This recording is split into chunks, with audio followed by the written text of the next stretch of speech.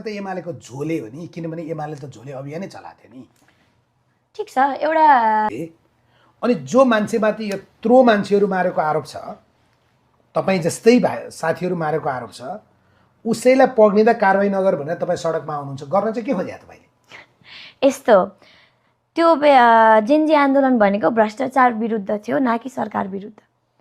भ्रष्टाचारलाई त सरकारले नै संरक्षण गरिरहेको थियो। हो, त्यही संरक्षण नगर्नु। भुटानी शरणार्थी प्रकरणका मान्छे संरक्षण कसले गरिरहेको थियो?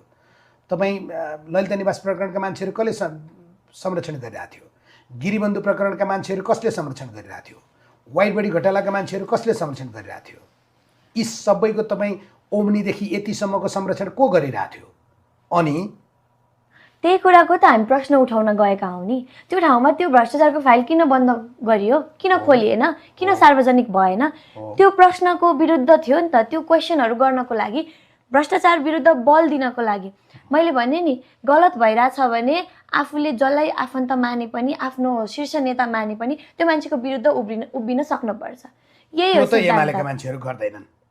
म एमालेको समर्थक त हो नि त। मबाट सुरुवात हुन्छ भने एमाले तपाईबाट सुरु हुँदैन, तपाईँ त एमालेको झोले हो नि, किनभने एमाले त झोले अभियानै चलाएको थियो नि।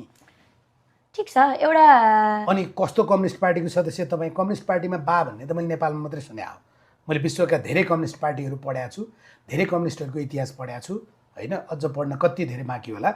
तर नेपालमा मात्रै तपाईँको चाहिँ तपाईँले समर्थन गरेको पार्टीमा मात्रै बा हुन्छन्, अरू पार्टीहरूमा त कमरेड हुन्छन् होइन।